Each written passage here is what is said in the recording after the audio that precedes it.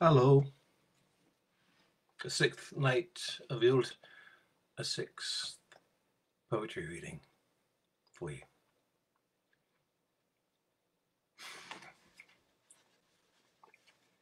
The Knotsman was a cunning man, a hedge wizard,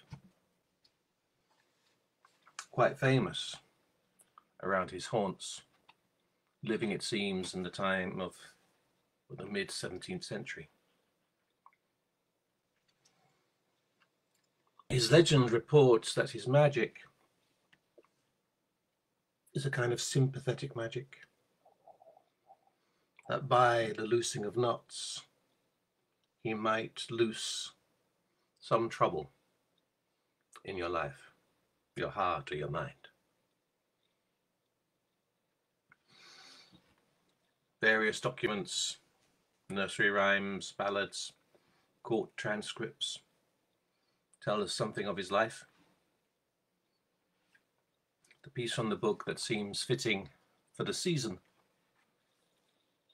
seems to place him in the years of the interregnum, the time of the Commonwealth, where, 'tis said, Parliament tried to ban Christmas. And we have this short piece by him called Midwinter.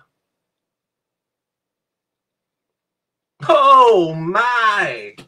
But this Mass is a time of notting, isn't it?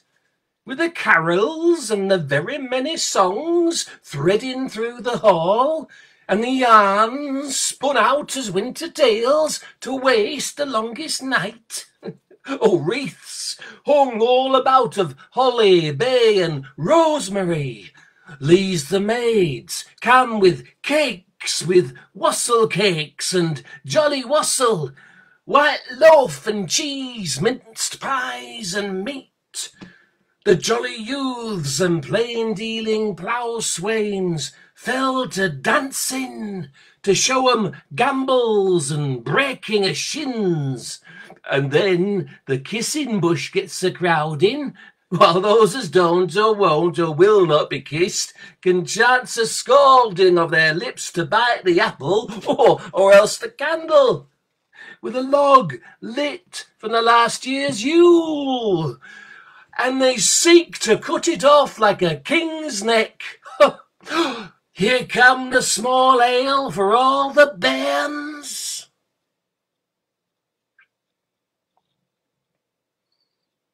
I shall leave it untouched, for this is a midwinter month, and I have no fingers. I shall leave it bruised, a knot of blood, a flood through still water. The cerries will remain, ridges on the roof of the mouth, and I shall leave the smoothest parts untongued. A heart sometimes can only take so much blood, lungs only so much air. A belly has more give. These hands can only hold. A mind, deep or shallow, needs wallow. A bleak light through the window breaks. The slight thaw makes the water drip. The silence bloats like a drowned corpse risen, and stillness doesn't go anywhere.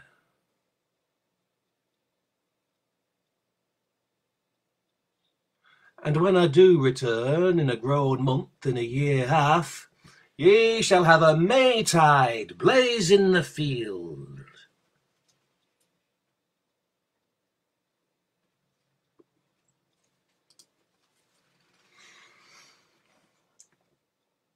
It seems the Knotsman was a subject of many rhymes and stories, from children's rhymes to broadside ballads, songs and poems written on the spur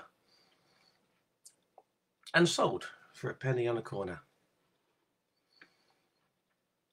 And with the church disapproving of his sympathetic magic, it's not surprising, I suppose, that somebody should choose to write a mocking piece, a satirical piece about their local vicar.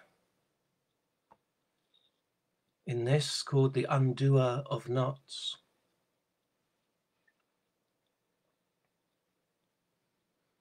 The priest is loosing knots within the church on Sunday morn. Says loosing is the Saviour's work, the reason he was born. Reciting all his miracles he'd done through his sojourn, and we all would be free on his returning. See, he didn't like the crow they called the Knotsman coming by to the houses of the parish with that cunning in his eye, saying, "Give me up your strings and I'll unknot them by and by. 'Tis not a mickle fee I'd be earning." Him's unhappy of a magic that was older than his own. So he's got his bishop's blessing and his candle, bell and gown, and he's got a mat of tatters with the ribbons hanging down in the pulpit full of glee at his learning. And he's plucking up a gibber, and he's pulling off a fly, and he's thumbing at a fanny with a twinkle in his eye, and he's whipping out the tangles of the trouble mirror full of all his scholarly discerning. The squire and his family were sitting in their pews, the congregation all around to listen to the news. Well, he wasn't very happy when the squire lost his trews, Adam falling to his knees on his turning, and his mistress had a shock when all her corselet it burst, had a flopping on an altar boy, that must have been a first, Adam leaping for the vestry, and in their hands they pursed such fine and rosy cheeks, red and burning, and the village all in hooples with their marriage bonds awry turned to kissing all and sundry, throwing breeches to the sky, such a casting off of petticoats you had to turn an eye, the wooden man green in his gurning, and the priest cried out, "My Saviour, why have you forsaken me? Your grip upon my hand is gone, and I am fallen free, and alone as any lost and common thief upon the tree, never to be released from this yearning."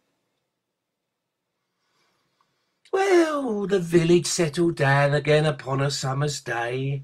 The priest, he found his mission in an abbey far away, and the Knotsman saw the mats of tattered ribbons where they lay. He sang, "Here's strings for me."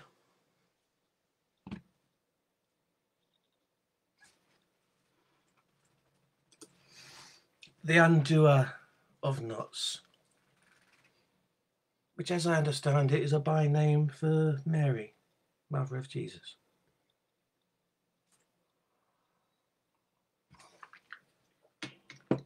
Fame of his successes, of course, spread throughout the counties. But it wasn't always so. He was no super magician. He did have his failures, as well you might think. I mean, certainly the religious and the scientific would not credit any successes, but these seem to be 4 speeches, 4 monologues that reveal the 4 failures.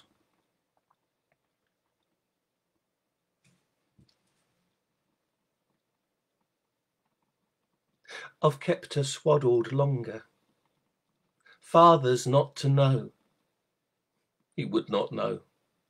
He would not know the creases in my face were deeper still, so short he is to look. He looked not once upon my face as we were making her, was pious in the chapel when she came, heard not a sound of me troubled labour then or now. But he will ask, and he will give me blame, as well he might. And even now I think to leave her by the open window, that the folk may take her back, if they did bring her me. Or did they blight me so for some mistread upon their hidden roads? Oh, what's to do? And what's I done to leave us crippled so? I'll unwrap her. You need not touch her, or put a stain upon your own finger. Better it be me, who's already blasted, than your blessed ways. Stay quiet, Bab. Stay voiceless, as I show this Lucina your curse. Oh, Master Knot, I pray thee, do not think me monster, mother of such a one. I say she's without legs, for whom would name as legs such skin and splinter? Who would call this child? Who would call this girl? Who would say that this was else but witches' spawn? I see the fires lit for me, else the hanging tree, that she such a wasted thing should be. Can find it.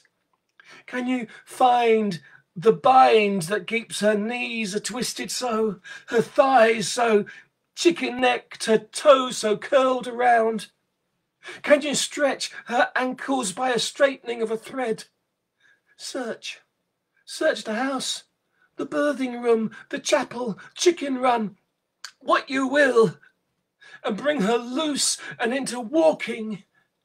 For her father finds the truth, turns me from his door, tells my mother what I failed to do, and tells her cruel that she is not his and nothing of this earth.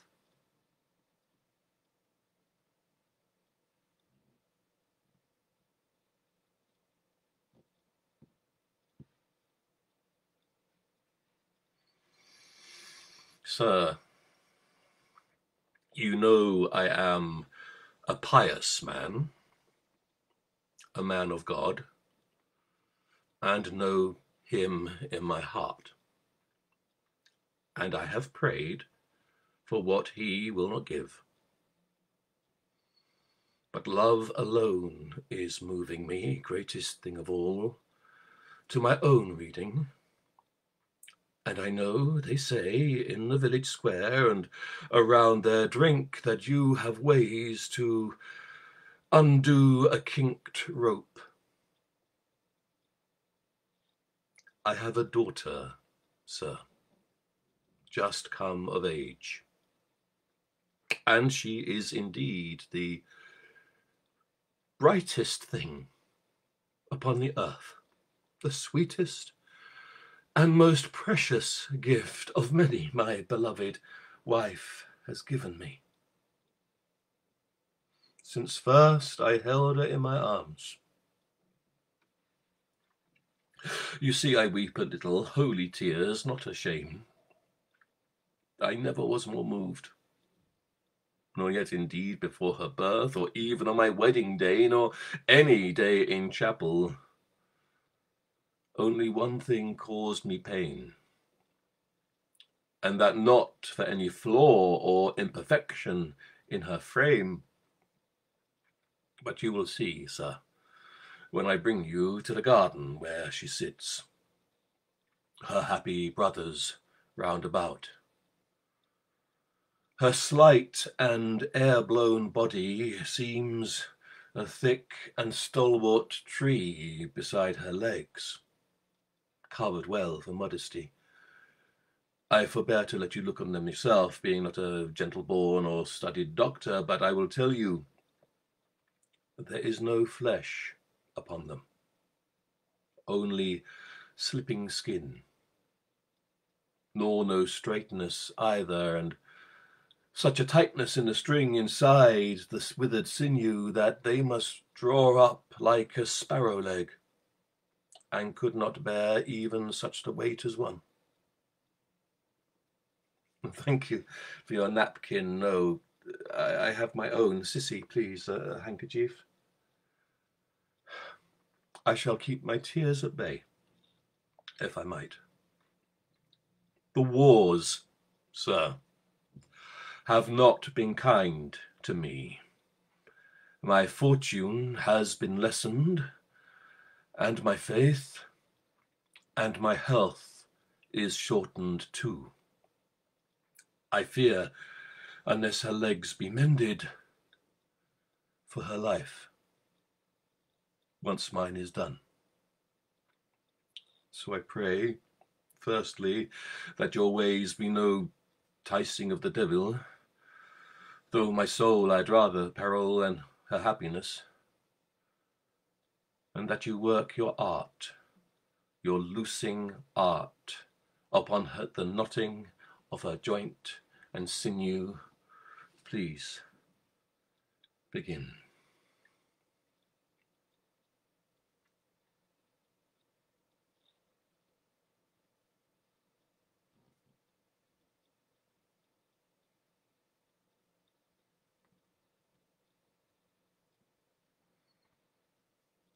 She is my life, and so I beg you, free her from this evil grip upon her knee and thigh. I pray you both, your man and you, in silver or in gold, please. Sir, your younger eyes must guide him on his way. Ah, I see these old and pinching fingers are wise. With agility my scribing hands would lack. Yes, sir, let us leave him to his art. We can bring a candle to him, no? Has he got such feeling skill, even in the dark? Then my hopes are raised again. Yes, let us tap some spirit to ease our night as he does his work. The house is quiet now. The boys asleep, her fine and infant brothers. They have come to us, her parents dead, and they become the children we will never have. And she will need legs then. So, I am told, I never asked that of her, nor not for her, not till now. Not upon our wedding, not even when we met upon the summer's dance, and I could only lift her in my arms and swing her around within the fiddler's play and throw her up beside the drum and grip her lightly, tightly as the whistler on his pipe. I carried her in courting, and I carried her to wife across this threshold here.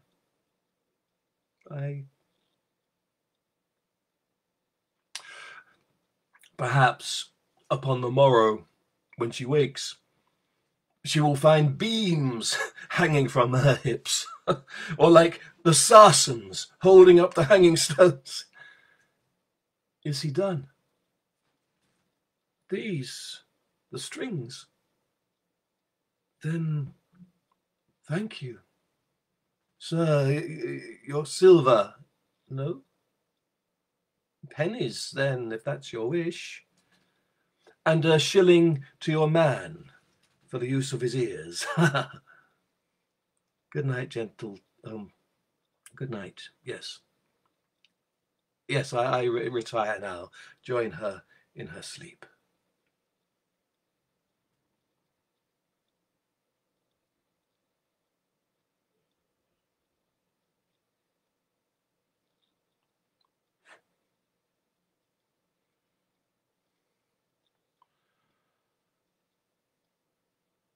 I have had a full and happy life, in spite of what was promised. For all I have not stepped one foot upon the earth,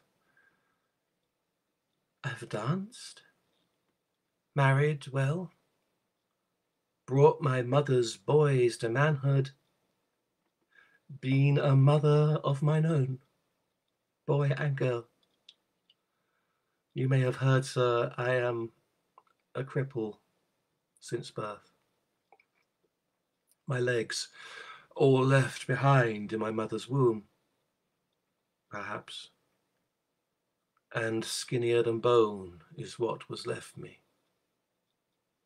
and such a tightness in my sinew.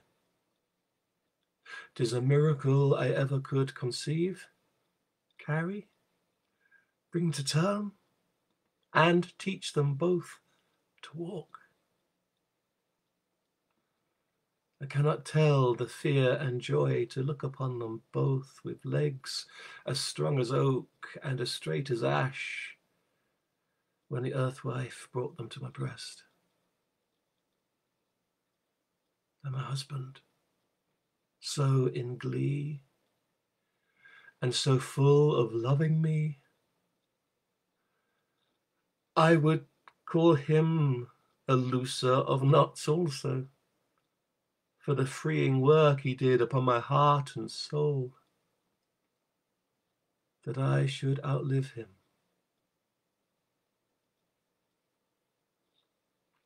Now, there is nothing more beneath heaven I would ask but only this, and I hope your finger's skill and ancient art may serve me so. And though your master is no more, just as mine has gone, and we must each work alone, I bid you search